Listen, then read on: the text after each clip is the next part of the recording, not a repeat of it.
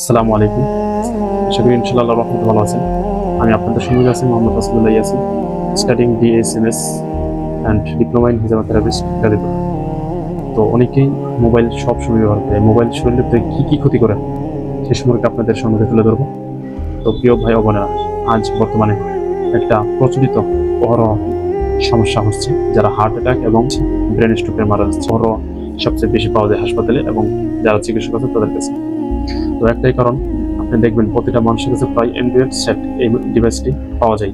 তো অ্যান্ড্রয়েড সেটের মোবাইল এটা আপনার শরীরের জন্য অনেক ক্ষতি বয়ে আনে।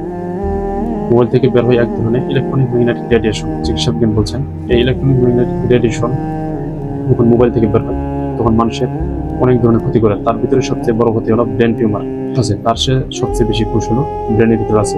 এই ব্রেনের ভিতরে আপনি দেখবেন যে অতিরিক্ত সবচেয়ে বেশি কোষ আছে। এই কোষগুলো যখন আপনার মোবাইল চলার কারণে এই কোষগুলো যখন নষ্ট হয়ে যায়, কোষ যখন দুর্বল হয়ে যায়, নষ্ট হয়ে যায়, তখন আপনার এই একটি কোষের নষ্ট হওয়ার কারণে, একটি কোষ নষ্ট হওয়ার কারণে বাকি আরো কোষ আস্তে আস্তে নষ্ট হয়ে থাকে। এই জন্য মানুষ পাগল হয়ে যায় অথবা ব্রেন স্ট্রোক করে মারা যায় এই মোবাইল চালানোর কারণে। মোবাইল থেকে আপনার অনেক ধরনের ক্ষতি বয়ে আনে।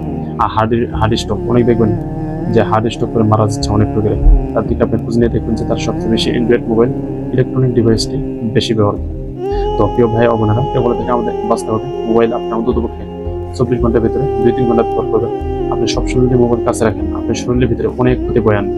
এই মোবাইল যে তৈরি করছে সে বলছে যে এই মোবাইল থেকে অনেক রকমের ক্ষতি বয়ে আনে, ভাইরাস তৈরি হয়।